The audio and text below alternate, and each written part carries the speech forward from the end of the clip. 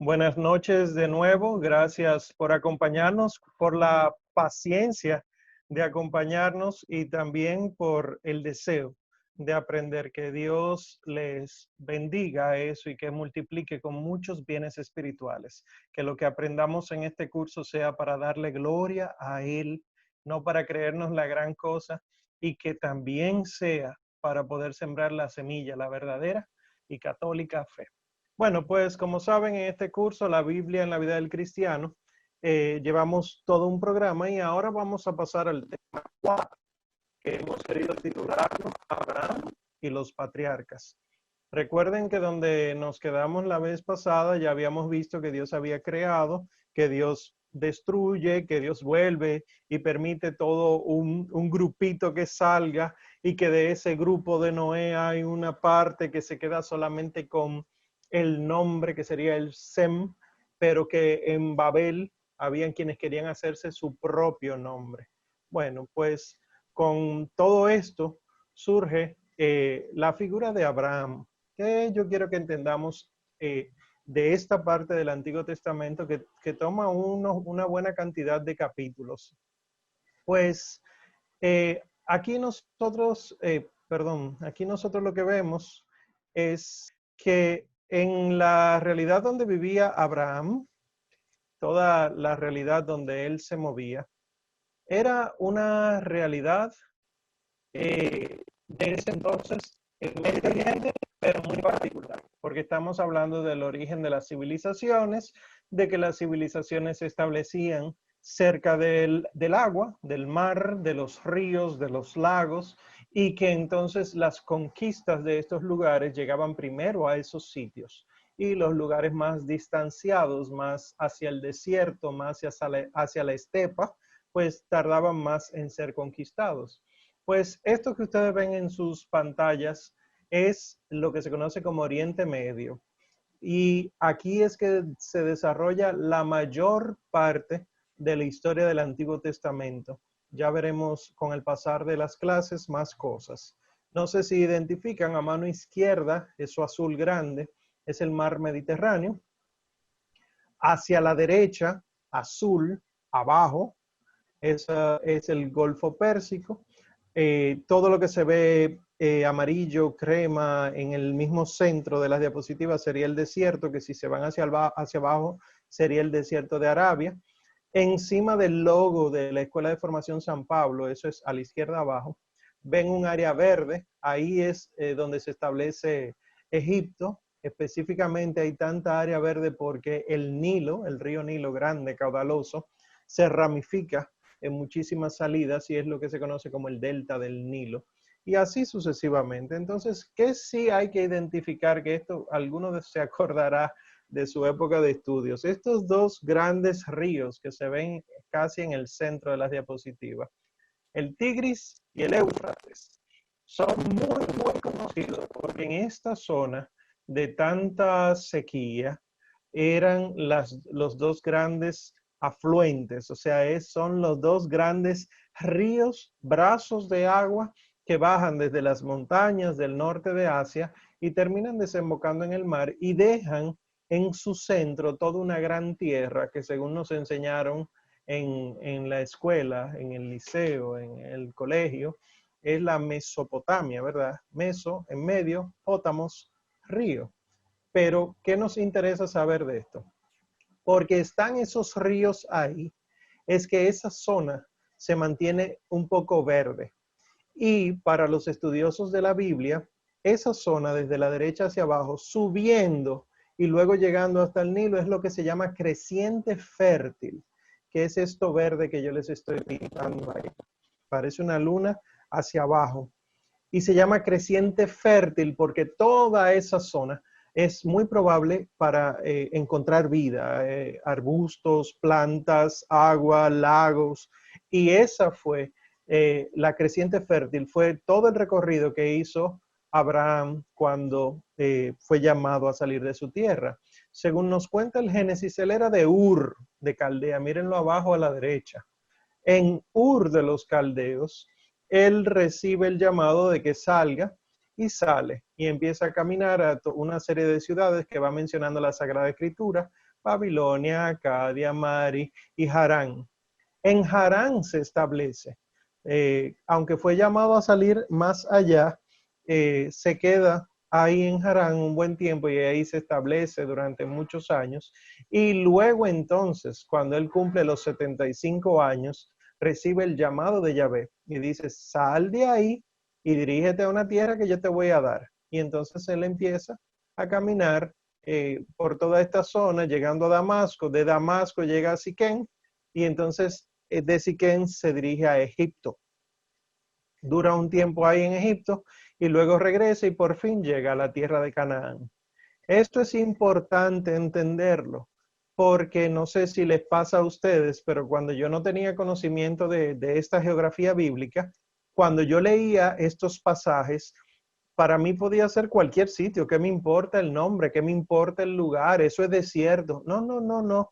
Es importante, además de que los nombres tienen un significado, es importante porque te va narrando lugares específicos que luego serían esos mismos lugares importantes más adelante en la historia del pueblo, incluyendo el Nuevo Testamento.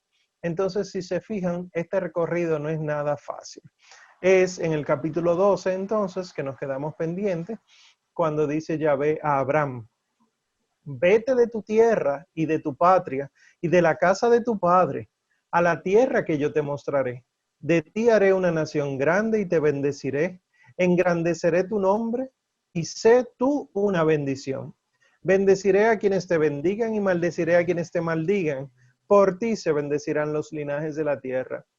Este primer gran llamado de Yahvé a Abraham es importante porque tiene un orden y tiene una serie de promesas que Dios hace. No es sal y yo te aviso, sino sal, pero haré de ti una nación grande. Engrandeceré tu nombre y bendeciré a quienes te bendigan. O sea, todo el mundo será bendecido por ti. Hay tres grandes bendiciones, o mejor dicho, tres grandes promesas. Y eso es lo que a mí me interesa que ustedes tengan en mente en este recorrido que vamos a hacer. Cuando Yahvé le dice a Abraham, sal con los tuyos, le promete una tierra y una nación. O sea, la tierra de Canaán debía originalmente pertenecer a Sem. Pero si ustedes recuerdan, Cam, el hermano de Sem, hijo de Noé también, y Canaán le usurparon esa tierra. Entonces, ¿qué está haciendo Yahvé? Devolviéndole a Sem la tierra que le pertenecía. Está interesante que Sem, recuerden que lo hablamos la semana pasada, significa nombre. Y por lo tanto, yo haré de ti un nombre. Cuando le dice eso a Yahvé a Abraham, es yo haré de ti Sem, la promesa de Sem. Y Sem fue el que no se pervirtió de los hijos de Noé. Y Noé fue el que no se pervirtió de los de su época, etc. Y si volvemos hacia atrás, vemos que este linaje de Abraham llega hasta Adán, o de Adán hasta Abraham. Entonces, la primera gran promesa, te daré una tierra y haré de ti una nación. La segunda promesa, hacer de él un reino, un nombre. ¿Por qué sabemos que un reino? Porque en esta época eso era lo que existía. Había imperios, había reyes, había príncipes. Y cuando dice se te dará o te daré una tierra, te daré algo para que tu nombre sea conocido, era diciéndolo que iba a fundar una dinastía sobre Abraham. Y Abraham entonces iba a tener poder, pero iba también a tener autoridad política, porque estamos hablando de una estructura política.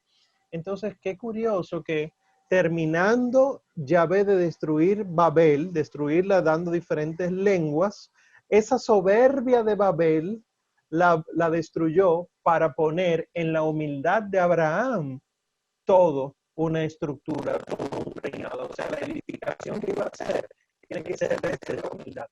Y recuerden, en la primera clase, cuando hablamos de la creación del hombre y de la mujer, el problema del pecado era creer que podían hacer las cosas sin Dios. La ventaja de Abraham es que cree que puede hacer las cosas con Dios. O sea, que Abraham será grande porque será humilde. Que esto luego entonces lo retoma nuestro Señor Jesucristo, diciendo que el que se humille será enaltecido y el que se engrandezca, ese será humillado. Y la tercera promesa es que será una bendición para todos los pueblos o todas las naciones. Toda la familia humana que fue dispersada por el pecado de Adán, ahora se va a reunir en el linaje de Abraham. Miren qué hermoso. Empieza un hombre y una mujer, salen los hijos de ellos, se supone que deben mantenerse fieles para mantenerse en el linaje, pero no es así.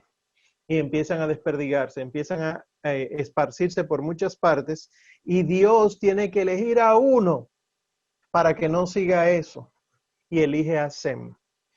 Perdón, a Noé. Y luego entonces sucede lo mismo con los hijos y elige a Sem. Y así sucesivamente. Entonces cada vez que el ser humano quiere irse lejos de Dios, Dios tiene que elegir un linaje. Y en ese linaje ahora mismo está en la figura de Abraham.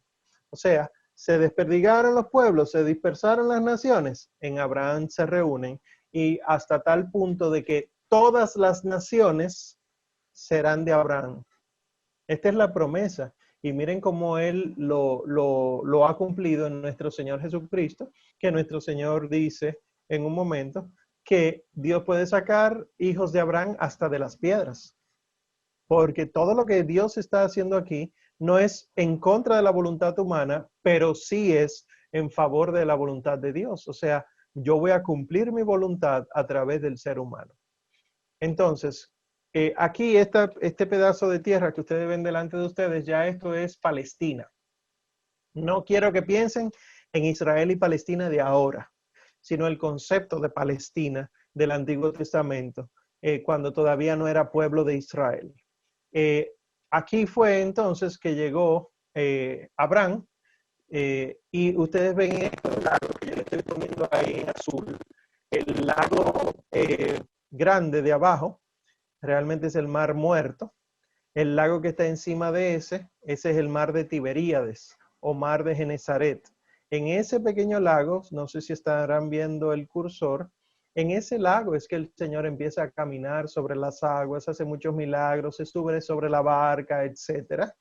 Y el río que une estos dos grandes lagos es el Jordán. Que conste, esto tienen que saber para que sepan dónde fue que ocurrió todo.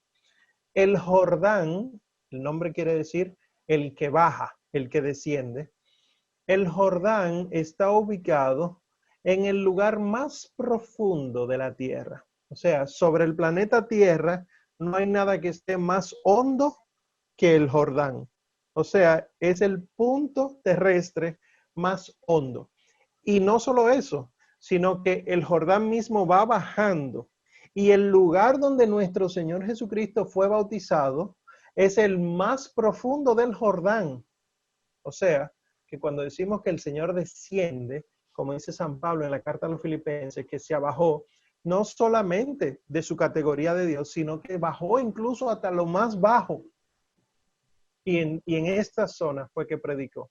O sea que hasta la geografía habla de Dios.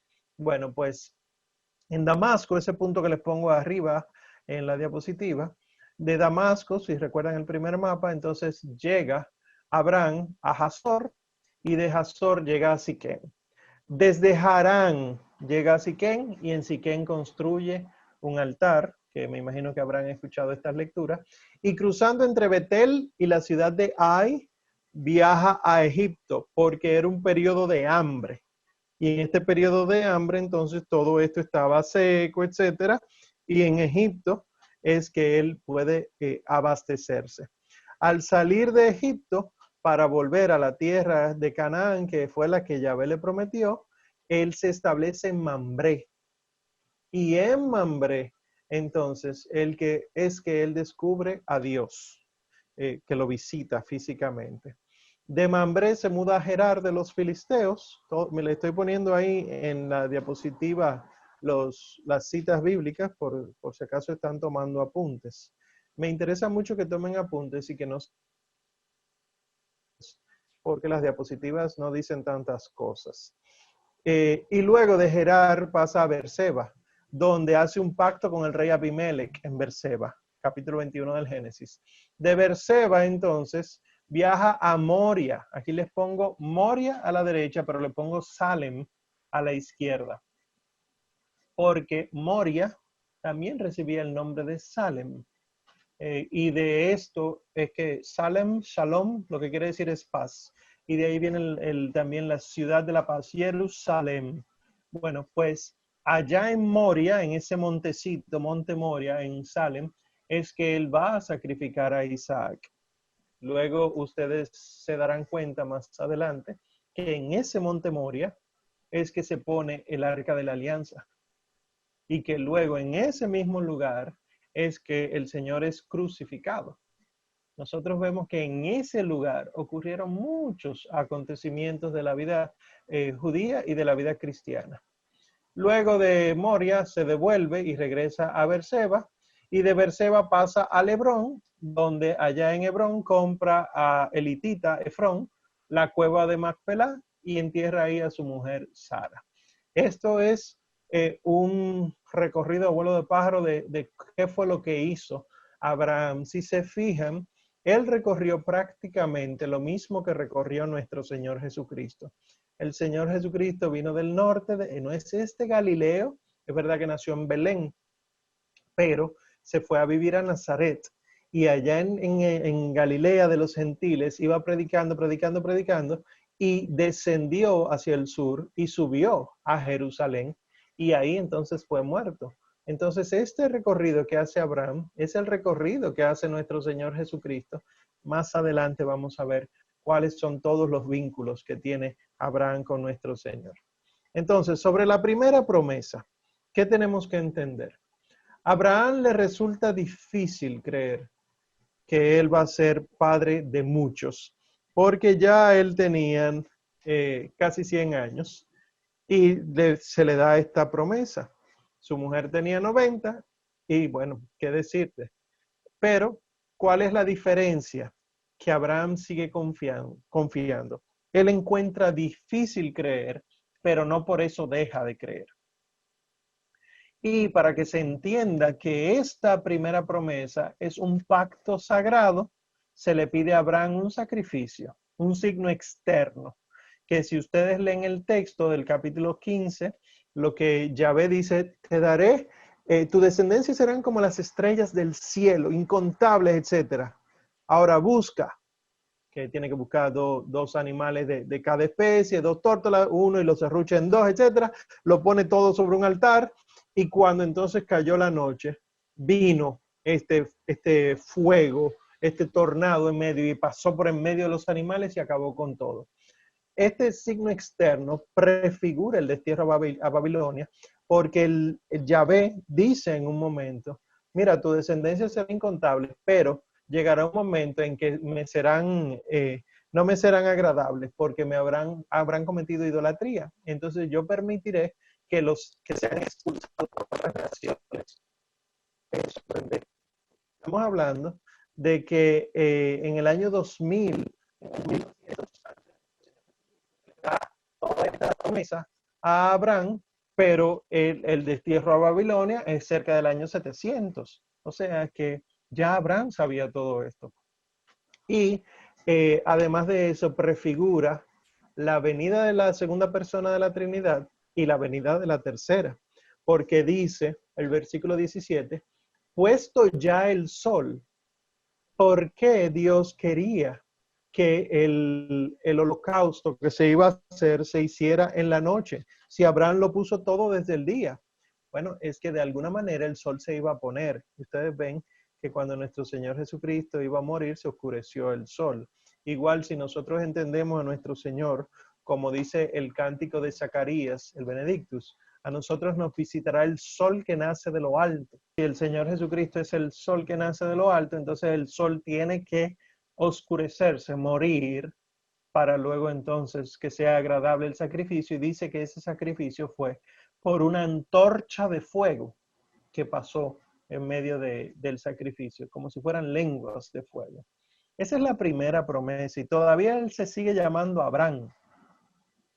En la segunda promesa era el tema de concebir los hijos. Era difícil en este caso creer que Sarai fuera a tener hijos, porque ya ella era anciana, y ella hasta llegó a dudar de que ella fuera el medio por el cual se cumpliría esa promesa.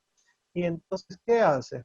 Mira, no voy a ser yo, Abraham, coge a la esclava y tengo un hijo con ella, porque es que la voluntad de Dios tiene que cumplirse. Espérate. Pero la voluntad de Dios se cumple porque es Dios, no porque yo quiero. Y aquí entonces fue el error. La esclava, Agar, fue entregada a Abraham y Abraham entonces tuvo un hijo de la esclava que se llama Ismael. Ismael entonces es el primer hijo de Abraham, pero Abraham no lo ve como el hijo de la promesa.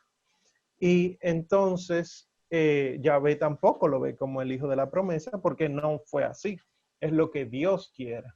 Entonces, después de varios años, es que Yahvé decide cumplir la promesa del reino y del nombre y le cambia el nombre. Aquí entonces yo haré de ti un nombre. Ah, pues vamos a cambiarte el nombre. Te llamarás Abraham. Ya no eres padre, sino padre de muchos. Y entonces pide de él otro signo externo.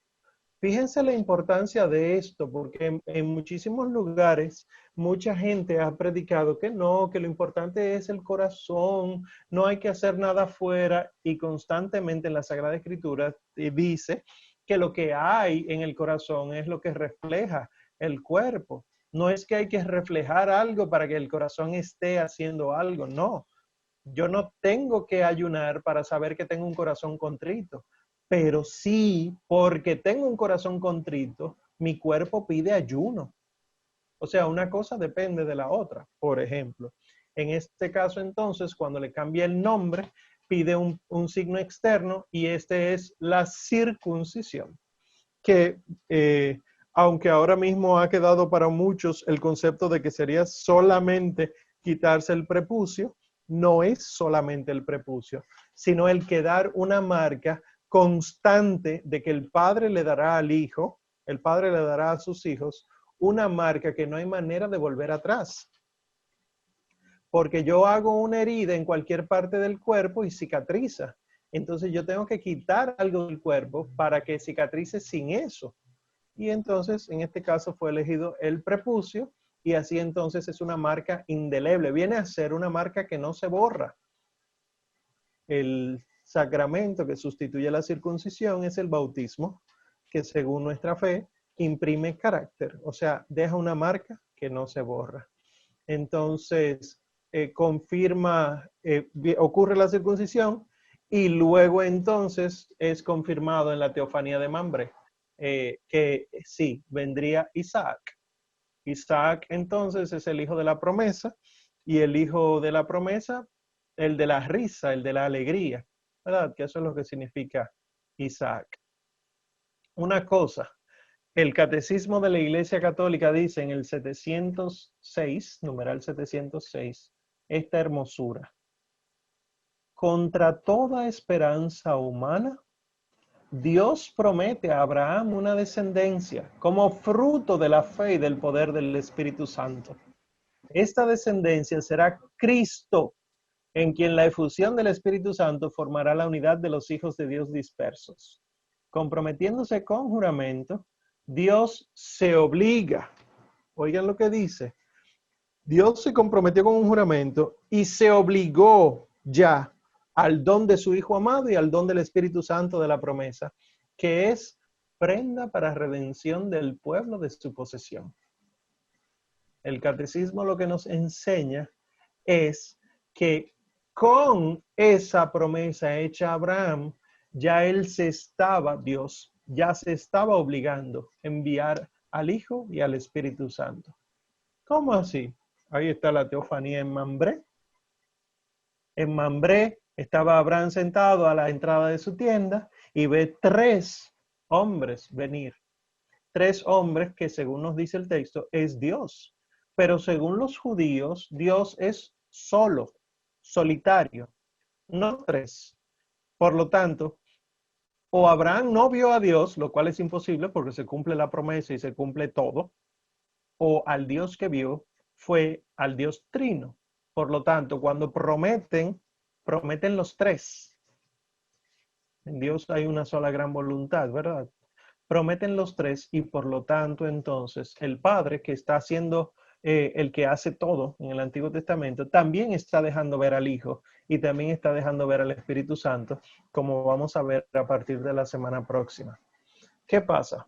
Que antes de la tercera promesa verse cumplida, ocurre que Abraham estaba discerniendo si Dios es bueno, él ayuda a los buenos, pero Dios también tiene que castigar a los malos. ¿Cómo castiga a Dios a los malos? Entonces él se puso a pensar en Lot, su sobrino que vivía en Sodoma, y cómo quiso visitarlo, etcétera, y ocurre un proceso de intercesión que ustedes lo conocen mejor que yo. Si hay 50 justos, lo destruirás. Esta manera de dialogar de Abraham con Dios nos muestra de que la relación que había entre Abraham y Dios era una relación única, como de alguien que era amigo de Dios, ¿verdad? Entonces, con la intercesión, termina entonces Abraham creyendo que sí, que había salvado a Sodoma y Gomorra, y que hace Yahvé, manda dos ángeles. Los manda dos ángeles para comprobar todo, y resulta que esos ángeles fueron acosados terriblemente. Cuando llegaron a la ciudad de Sodoma, los hombres salieron y los jóvenes a que le entregaran a esos hombres y ellos fueron corriendo a la casa de Lot y en casa de Lot se escondieron y le tocaban la puerta durísimo, ságanlo, que nosotros queremos abusar de ellos, dice el texto. Está hablando del pecado que se conoce como la sodomía. Se llama sodomía a partir de Sodoma, pero ahora mismo mucha gente lo ve como una opción sexual o una preferencia sexual y es pecado grave la homosexualidad. El acto homosexual es pecado grave, tan grave que merece la destrucción de dos pueblos, no de uno. Pues entonces termina el castigo con la destrucción de Sodoma, no sin antes los ángeles advertir a Lot que salga con su familia, etcétera, porque Dios iba a destruir todo. Bueno, pues sale entonces Lot con su familia. La mujer se voltea a ver que si Sodoma lo que recuerda es el pecado, ¿qué busca la mujer de Lot queriendo ver el pecado? Es a esto que hace referencia. Y por eso nosotros mismos tenemos que tener siempre pendiente el que pone la mano en el arado y mira hacia atrás, no es digno de seguirme. Porque, ¿qué hace uno mirando hacia atrás en el arado? Engrandecerse uno, mira qué bien lo he hecho. O, aquí en este caso, el pecado grave de lo sexual. Bueno, pues se destruye la ciudad y ya ustedes conocen ese episodio, la estatua de sal de la mujer de Lot, y se establecen en una ciudad, pero las hijas de Lot, dos de las hijas de Lot se van a vivir a una cueva, emborrachan a su papá y entonces hacen que él se acueste con ellas y ellas tengan hijos de él. Esto es pecado también, incesto, y es terriblemente condenado por Dios, no como la destrucción de las ciudades, sino que de ellas nacieron dos grandes enemigos del futuro pueblo de Abraham. Miren cómo es lo que nosotros permitimos que Dios haga. Dios tiene preparado todo un gran plan, pero cuando nosotros hacemos lo que nos da la gana, hasta los enemigos llegan a este mundo antes que nosotros. Y por eso estos dos pueblos que surgen enemigos del futuro pueblo de Israel, porque todavía no existía, ya fueron creados por las hijas de Lot, por el incesto. Entonces, la sodomía, el incesto, pecados sexuales, los dos son condenados fuertemente en este pasaje de Sodoma y Gomorra. Y entonces luego llega el cumplimiento de la tercera promesa, que interesantemente, si ustedes leen el texto, Sara dio a luz a Isaac al empezar la primavera. ¿Por qué digo que interesantemente?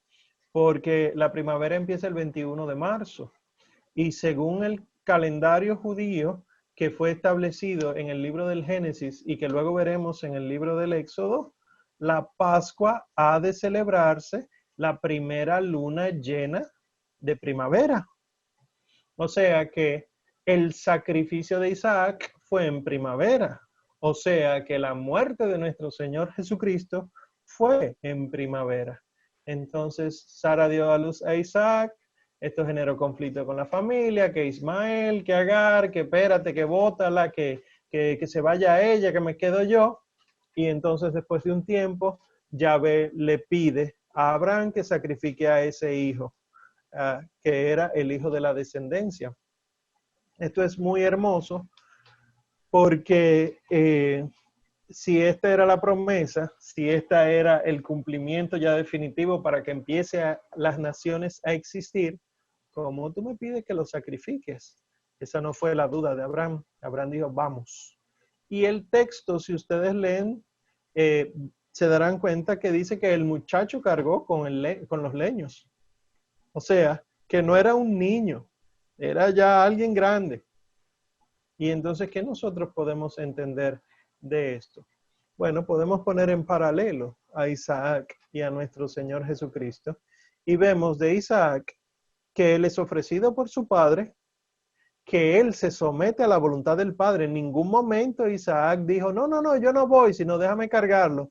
Papá, ¿y quién va a proveer? ¿Y qué animal vamos a matar? No, ya Dios dispondrá. O sea, se sometió a la voluntad del papá. Carga la madera para su sacrificio, es él, no el papá. Y al final Dios provee el animal o el sacrificio que fuera agradable a Dios. ¿Qué vemos nosotros en nuestro Señor Jesucristo? Que nuestro Señor Jesús es ofrecido por su Padre. Es el Padre Dios que manda al Hijo a morir aquí. Y por eso el Señor dice que no se haga mi voluntad, sino la tuya en el Getsemaní. También entonces ahí ustedes ven que Él se somete a la voluntad de su Padre. Aparte de mí este cáliz, pero que no se haga lo que yo quiero. Él carga el madero para su sacrificio y Dios termina proveyendo el sacrificio perfecto, que es la misma muerte de Él, pero es que era la única manera de que nosotros íbamos a salvarnos. Sin embargo, si ustedes se fijan, el carnero con el cual Isaac es sustituido es el cordero que el Señor Jesucristo es, que es degollado. La diferencia de ese carnero del tiempo de Isaac y de nuestro Señor Jesucristo es que el degollado de Isaac no vive. El degollado de nuestro Señor Jesucristo sí vive, revive, resucita, mejor dicho, y vive para siempre. Ahí entonces vemos que la tercera promesa tiene este otro signo externo.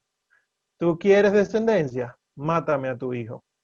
Y aquí vemos entonces la prefiguración de la muerte del Señor, pero también del santo sacrificio de la Eucaristía. Entonces, este es el primer patriarca, Abraham, ya Abraham. Y de Abraham entonces viene Isaac. Isaac es el segundo de los patriarcas, hijo de Abraham. Y Abraham decide mantener a Isaac alejado de los cananeos para que no se convirtiera en idólatra. ¿Por qué? Abraham es el único que conoce al verdadero Dios. Su mujer, Sara, ya murió. Entonces solamente Abraham conoce, él va a cuidar a su hijo para darle catequesis, diríamos en un lenguaje cristiano, para que no se meta a idólatra. Y entonces ya mayor en cama le dice a uno de sus siervos, ve a Mesopotamia y búscale una mujer a mi hijo, de donde yo era, porque los cananeos son idólatras. Entonces así fue, el sirviente fue hacia allá, pero cerca de la ciudad de Nahor, junto a un pozo, se encuentra con Rebeca, que dice el texto que era hermosa. Se lo dejo aquí que es hermosa, no es el tema de esta clase, pero cada vez que ustedes vean una descripción de una mujer hermosa, piensen en la Virgen María y descubrirán muchísimos rasgos de María en esa mujer. Ya eso es otro encuentro que si ustedes quieren podemos organizar fuera de la Biblia. Entonces, así fue. Hubo este intercambio, que sí, que esta era, que ella era, lo que sea. Isaac y Rebeca entonces terminan conociéndose y queda embarazada ella. Ella queda embarazada de mellizos, Esaú y Jacob. Esaú era rojo, salió coloradito, por eso se le puso Esaú, que significa el rubicundo, el rojo. Y Jacob vino agarrándole el talón, que lo que significa Jacob es el que quita el puesto. Eso fue lo que pasó después, curiosamente. Entonces, el primogénito era Esaú. Y ustedes conocen mejor que yo, que incluso hasta pueden predicarme de eso, sobre cómo Esaú vendió su primogenitura por un plato de lentejas. Uno lo pone así y punto, pero realmente tenía mucha hambre. Es verdad que estaba pensando con el estómago, pero era mucha hambre. Nosotros, cuando nos dejamos gobernar por las pasiones, por el hambre, por el pique que podemos tener, por la tristeza, por la alegría desmesurada, nosotros podemos caer en este tipo de cosas y vender nuestra primogenitura, no a un hermano, a Satanás, que es peor, que no tiene nada que ver con nosotros. Pues esto fue lo que pasó con Esaú, que tenía hambre y entonces decidió dejarse tentar en este sentido y recibió Jacob la primogenitura de parte de Esaú. Jacob la compró. Y entonces, está bien, tú tienes la primogenitura, pero ahora falta la bendición de tu papá. Entonces, ¿quién fue ahí la astuta? Rebeca. Fíjense que les dije que cada vez que vean mujer hermosa, piensen en la Virgen María. Es a través de Rebeca que nosotros pasamos por agradables, en este caso, delante de Isaac, delante de Dios, ¿verdad? Y ella nos vistió de la manera que sabía que el papá iba a reconocernos como al otro, y ella incluso mandó a cocinar lo que al papá le gustaba para que yo se lo llevara a él. Miren qué belleza este texto. Y entonces, por intercesión de Rebeca, termina Jacob recibiendo la bendición de su papá hasta tal punto que cuando Isaac se dio cuenta, se sorprende y dice, no puede ser, no hay vuelta atrás, ya yo di la bendición. Y esto genera un conflicto entre Jacob y Esaú hasta tal punto de que Jacob tiene que salir corriendo. Entonces salió huyendo y de camino a Harán, miren Harán de nuevo, tuvo un sueño, Jacob. Y aquel lugar donde él soñó eso le llamó Betel, casa de Dios. ¿Por qué esto es importante? Porque ahí en Betel ocurrirán muchísimas cosas luego. Y hay dos títulos hermosísimos que le da Dios a ese lugar y que luego entonces Jacob se queda solo con casa de Dios. Uno es casa de Dios y otra puerta del cielo. Ambos títulos son de la Virgen María, ¿eh? Ya otro día también hablamos de eso. Pero volviendo aquí a Sagrada Escritura, allá en Harán, junto a un pozo también, se conoció a la hermosa Raquel. Y esta historia, aunque empieza similar a la de su papá con su mamá, sucede algo muy curioso, que es cuando él fue a conocer al suegro suyo, a Labán, a pedirle la mano para casarse con Raquel, entonces el suegro lo engañó porque el suegro decía, yo tengo una hija más grande aquí, resuélveme esta primero. Y él decía, no, es que yo estoy enamorado de Raquel, no de Lía. Entonces terminó siendo engañado. Lía quedó embarazada, él tuvo que quedarse 7 años ahí, luego tuvo que quedarse 7 años más trabajando y tuvo luego que casarse con Raquel y con Lía juntos, dos hermanas y él, y entonces empezaron los problemas. ¿Por qué?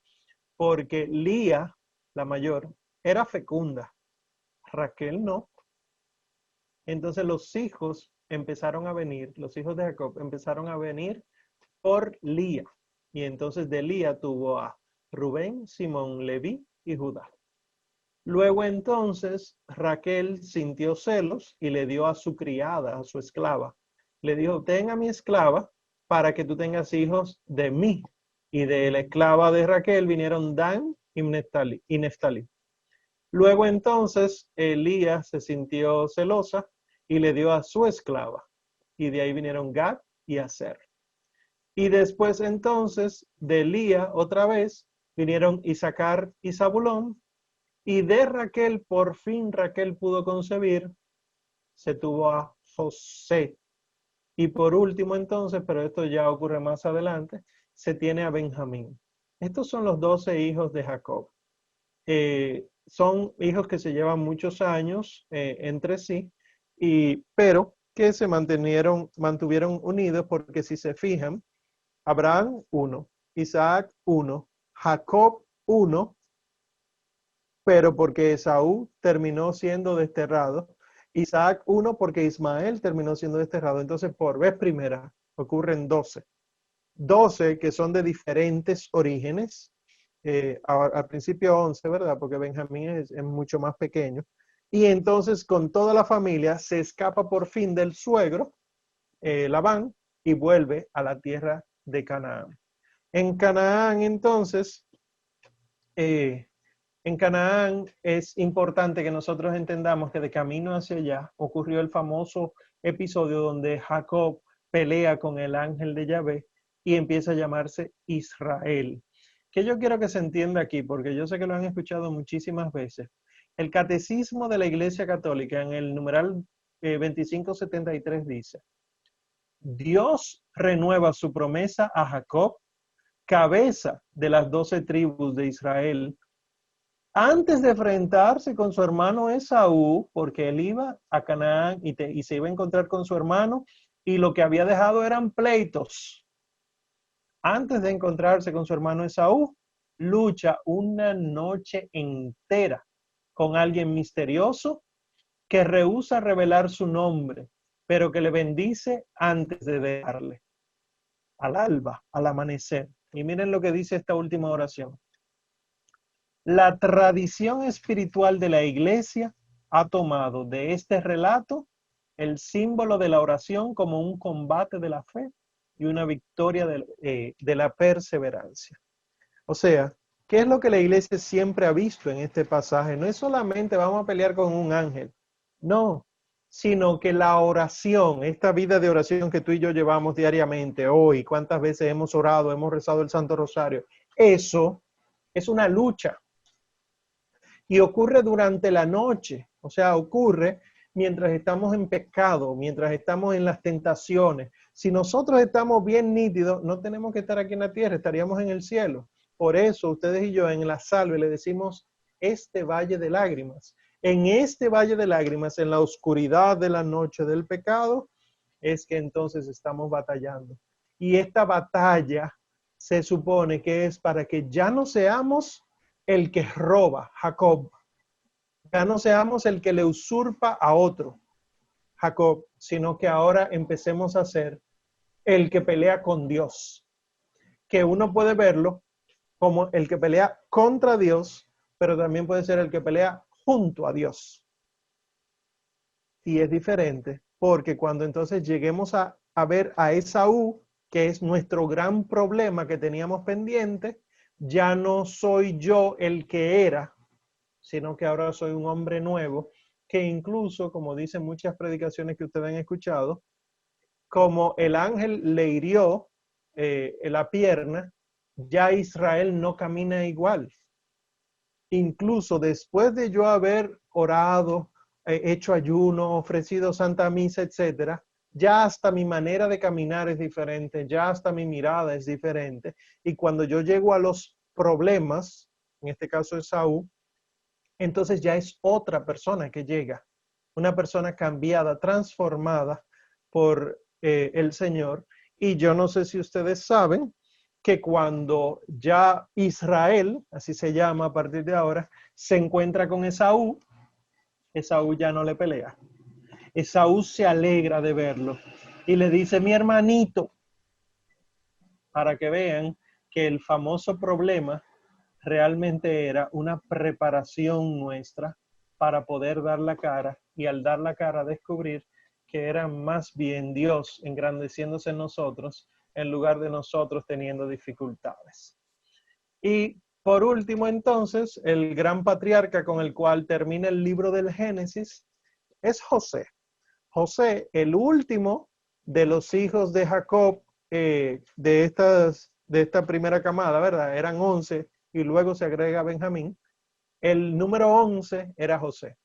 Y ustedes saben que a José le decían que él era el preferido de su papá, que su papá incluso le regaló una túnica de manga larga, o quizá no es manga larga, quizá lo que quiere decir es muchos colores, una túnica con muchos colores, etcétera. Bueno, el asunto es que él no, él gozaba del beneficio de su papá, pero también entonces gozaba o apenaba de la envidia de sus hermanos. Incluso en un momento, José dijo, pero yo tuve un sueño, yo quiero contarles. Yo soñé que yo estaba recogiendo las espigas en el campo y que esas espigas que nosotros atamos, ¿verdad? Y la ponemos en el campo, las de ustedes se postraron delante de la mía y la mía era la que se sentía bien. O sea, él estaba diciendo a ellos, yo voy a gobernarlo a ustedes. Oye, el más chiquito diciéndole eso a los hermanos, pero fue un sueño. Igual vio él que el sol, la luna y las estrellas se postraban delante de él, eso es contando la otra parte del sueño, queriendo decir que su papá, su mamá y todos los que están al servicio de ellos se iban a postrar delante de él. Eso generó tanto conflicto que hasta el papá le dijo, mira muchacho, hazme el favor y cállate. Y entonces, en toda esta envidia que surgió, los hermanos se pusieron en contra de José y decidieron matarlo. Entonces, en ese desorden de que, ay, no lo mate, surgió Rubén, no lo mate, espérense, no lo matemos, vamos a cargar con esa sangre, es imposible, mejor vamos a dejarlo dentro de un pozo. Todo ese proceso pasó una caravana comprando esclavos, una caravana del desierto, y le vendieron a José a esa caravana. Gracias a Rubén no fue matado este muchachito, José, pero fue vendido como esclavo.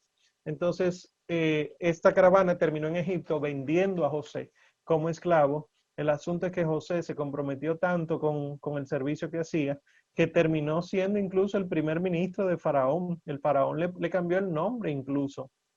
Eso ustedes lo pueden encontrar en el capítulo 42 del Génesis.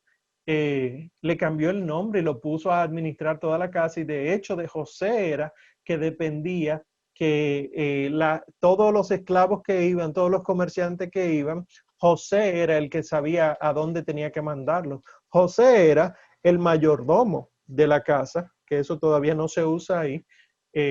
Mayordomo viene a ser el que administra la casa. Y hay una frase muy hermosa que está ahí en el libro del Génesis y que nosotros la usamos con respecto de San José, que es una frase que dice, vayan a José, id a José, porque José es el que va a resolver todos los asuntos. Nosotros lo asumimos como San José, pero es de este José que lo está hablando. ¿Qué pasó? Que entonces hubo una hambruna muy grande en toda esa zona de Medio Oriente y la gente iba a Egipto porque había un buen administrador en Egipto, este José. Terminaron yendo los hermanos de José, pero ellos no sabían que José estaba ahí. Y de hecho ellos se presentaron cuando le dijeron, ¿a dónde vamos? Vayan a José. Y allá lo vieron, pero no reconocieron a su hermano.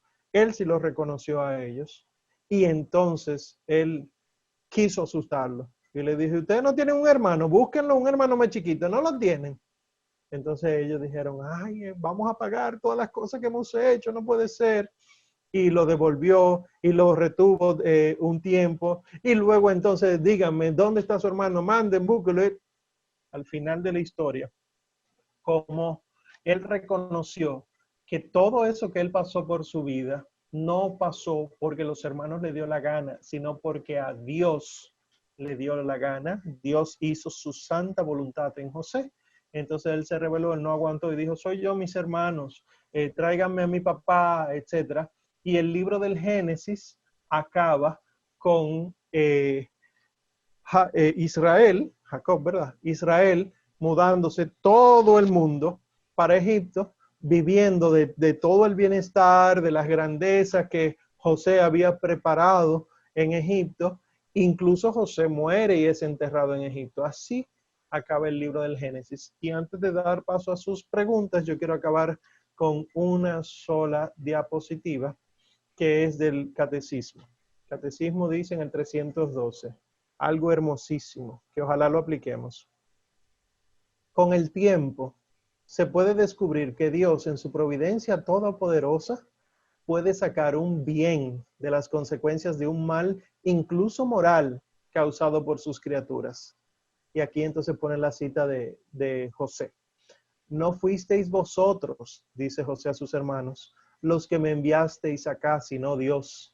Aunque vosotros pensasteis hacerme daño, Dios lo pensó para bien, para hacer sobrevivir un pueblo numeroso. Y continúa el catecismo.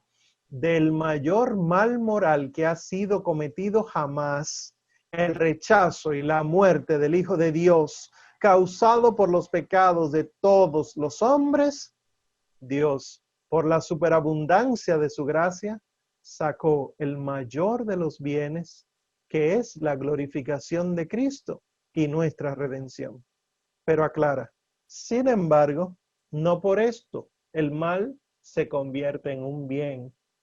Lo malo es malo, pero Dios sabe sacar cosas buenas de lo malo. Y por eso entonces tenía que enviar a José a Egipto como esclavo. Que si nosotros vemos Egipto, como vamos a ver la semana que viene, como sinónimo de pecado, había que enviar al hijo al pecado, pero no para llenarse de pecado, sino para poder vencer el pecado y el pueblo que Dios tiene preparado para salvarse, se salve, porque cuando lleguen allá no encontrarán hambre y muerte, sino que lo que encontrarán es comida eterna, o diríamos nosotros, el pan nuestro de cada día, o mejor aún, la Santa Eucaristía. Vamos entonces a dar paso a sus inquietudes. Hemos disfrutado. Yo tuve que hacer un traslado del trabajo para la casa ya, sí, pero seguía conectado al celular. Entonces, tenemos aquí una pregunta de Deyanira, que si por esa historia de Jacob es engaño y mentira, ¿qué es pecado? ¿Qué me dices de la historia hermosa a base de mentira? De esa historia hermosa a base de mentira. Interesantemente, hay mentiras según nuestro concepto de ahora, pero realmente era buscando estos beneficios de la primogenitura y demás, que viene a ser entonces el pleito interno que nosotros llevamos con las obras del enemigo. El enemigo viene a mentirnos, pero Dios utiliza eso que el enemigo quiere para sacar el bien de nosotros. O sea, sí hay que decir siempre la verdad, siempre hay que decir la verdad, pero el Señor Jesucristo dice, los hijos de las tinieblas son más astutos que los hijos de la luz. No puede ser. Entonces hay que ver cuándo es mentira y cuándo es astucia, para que siempre entonces aspiremos a la astucia, para que Dios sea glorificado, no nosotros. Bien. Dice Marta Peralta, ¿por qué permite Dios el nacimiento de Ismael, aún no siendo este hijo de la promesa? Interesante pregunta, Marta.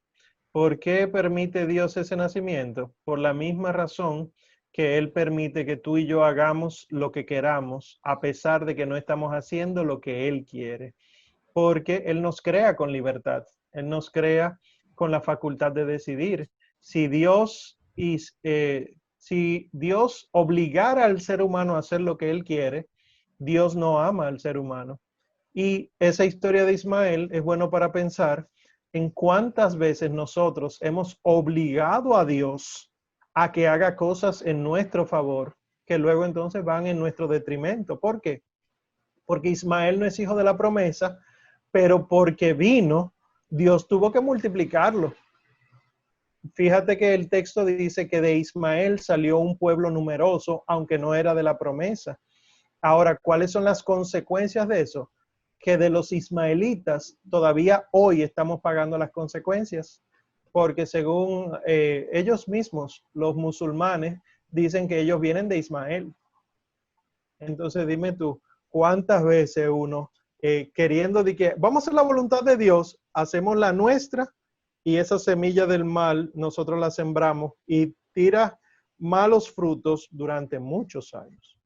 Dice Edwin que si las dos personas que fueron a avisarle a Abraham y Sara que iban a tener un hijo, esas personas eran ángeles. Sí, sí. El texto, lo de la teofanía de Mambré, el texto dice que era Dios. Eso era lo que dice, que identificó a Dios en ellos, pero que se manifestaban como ángeles. Entonces, por eso ustedes ven esa famosa Trinidad de Rublev en el arte. Pero nosotros tenemos que identificar las prefiguraciones en el Antiguo Testamento. O sea, si nosotros vemos en Adán una prefiguración de nuestro Señor Jesucristo, en estos tres ángeles nosotros deberíamos prefigurar la Santísima Trinidad. ¿Por qué? Porque si fueron tres ángeles, ¿de cuál de la jerarquía fue? Tronos, principados, dominaciones, potestades, ¿cuál? ¿Cuál de la jerarquía? ¿Por qué tres y no siete? Si Yahvé siempre manda uno o siete. ¿Y por qué estos tres entonces hablan juntos?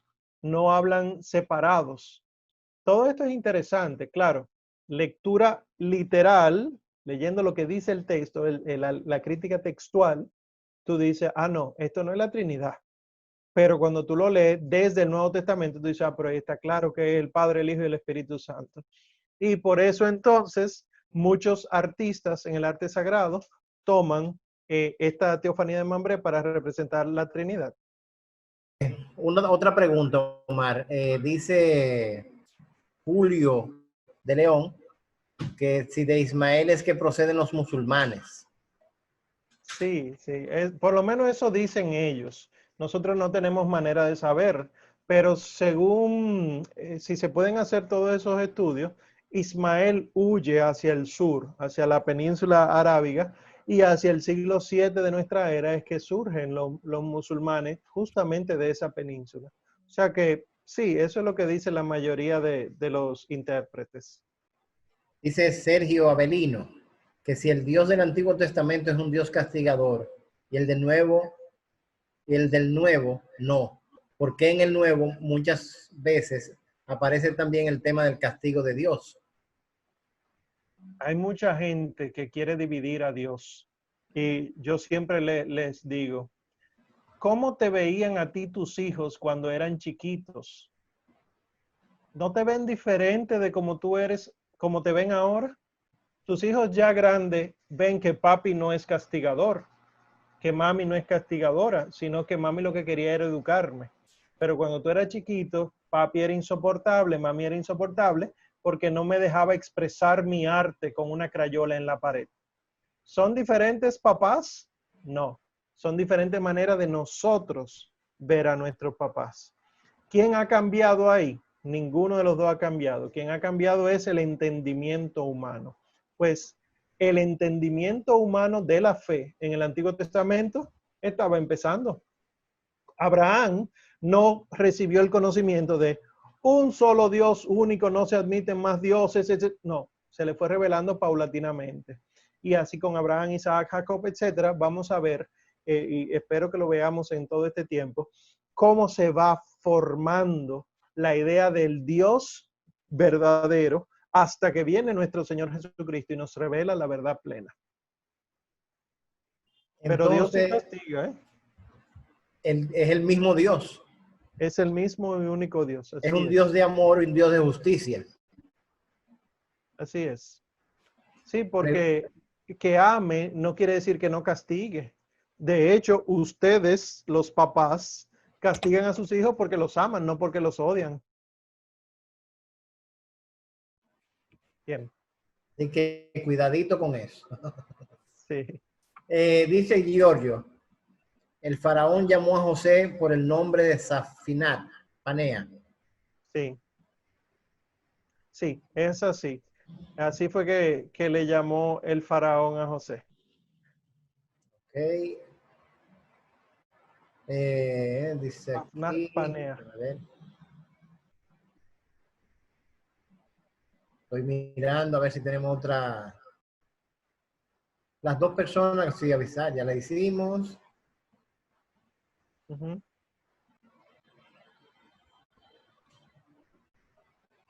¿Cómo sabemos que es la voluntad de Dios y no la nuestra? ¿Cómo discernir? Ya. Pues, Bueno, bueno, ya esto es un curso de dirección espiritual. sí, eso ya es, pues, eso es muy profundo y personal, ¿no? Sí, pero el Señor le da la respuesta. Lo que pasa es que no nos gusta tener paciencia. El Señor dice, por sus frutos lo conocerán. Entonces, ¿cómo yo sé cuándo es la voluntad de Dios y cuándo no? Yo tengo que esperar a que dé frutos. Lo que pasa es que yo quiero que las cosas sean así y en Dios son así. Porque lo que Dios está haciendo en mí no es solo para mí. Miren que cuando permitió que José fuera metido esclavo, era para la salvación del pueblo entero. Entonces, cuando yo le pido a Dios, yo quiero un trabajo y Dios no me lo da, es porque Dios está buscando el trabajo mediante el cual me va a bendecir a mí, a todo aquel con el que yo trabaje y todo aquel que no tenga trabajo. Este plan maravilloso no es en cuestión de segundos que se hace. Dios tiene que empezar a mover todo para que las bendiciones lleguen cuando y donde tengan que llegar. es realmente, yo digo, a veces puede la gente confundirse y es lo que tú dices, de ahí del discernimiento y la guía espiritual es muy importante para uno no confundir y está haciendo la voluntad de uno, creyendo Exacto. que está haciendo la voluntad de Dios. Eh, Pregunta Ana Saldívar que por la comparación, el sacrificio del hijo de Abraham y Jesús, por eso es que se debe leer el primero el Nuevo Testamento para entender el Viejo. No solo por eso, eso es una de montones de cosas que vamos a ver. En este curso lo que queremos es como facilitarle ese proceso a ustedes para que puedan ir leyendo tranquilamente el Antiguo Testamento y creer en Cristo.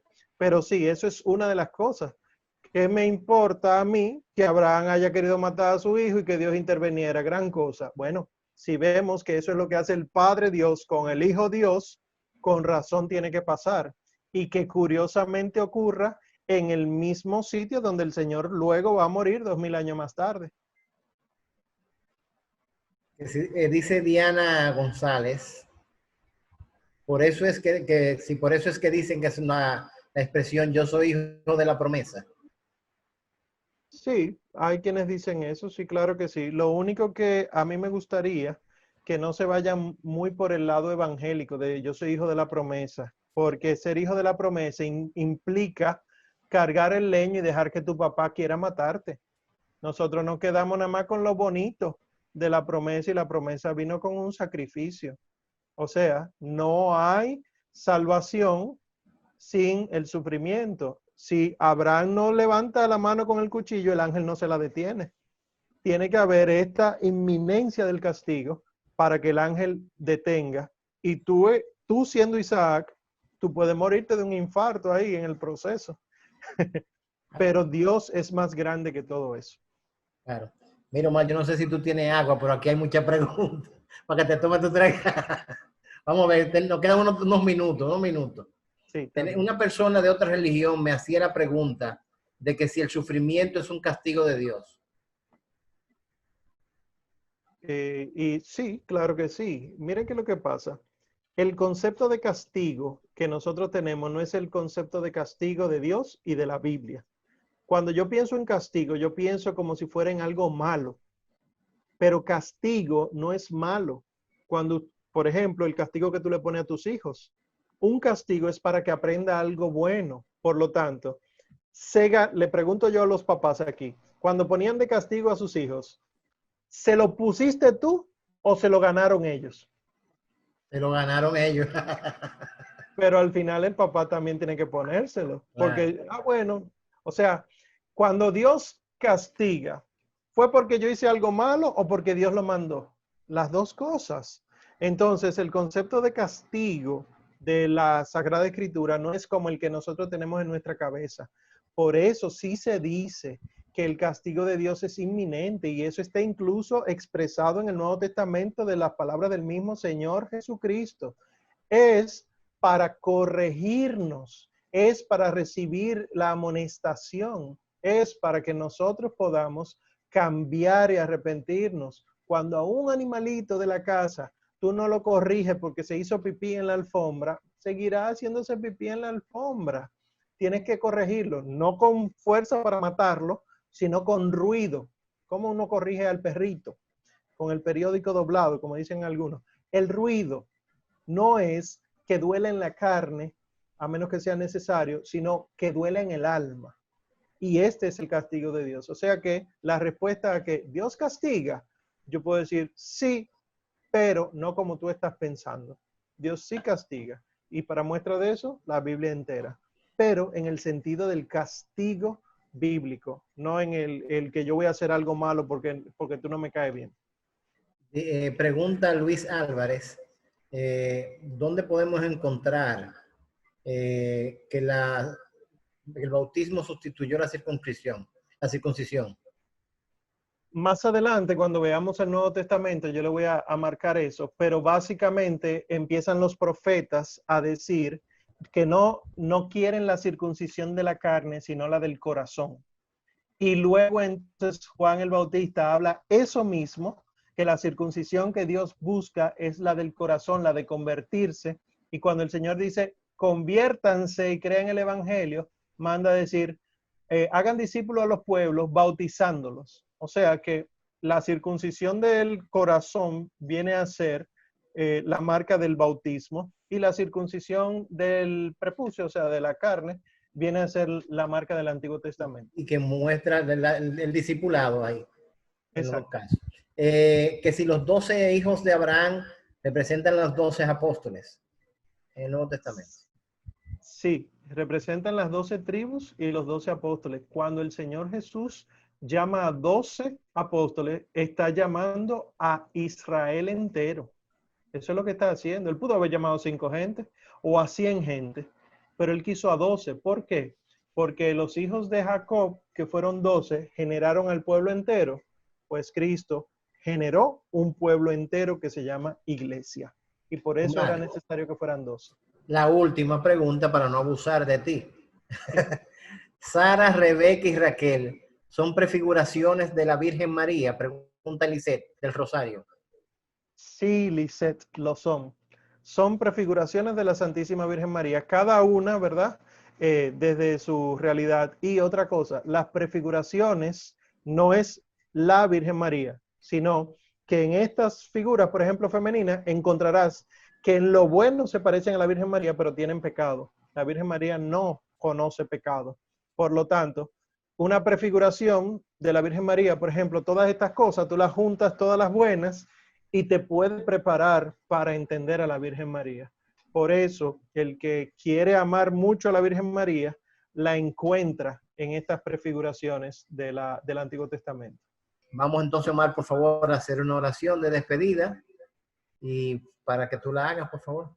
Claro que sí. En el nombre del Padre, y del Hijo, y del Espíritu Santo. Amén.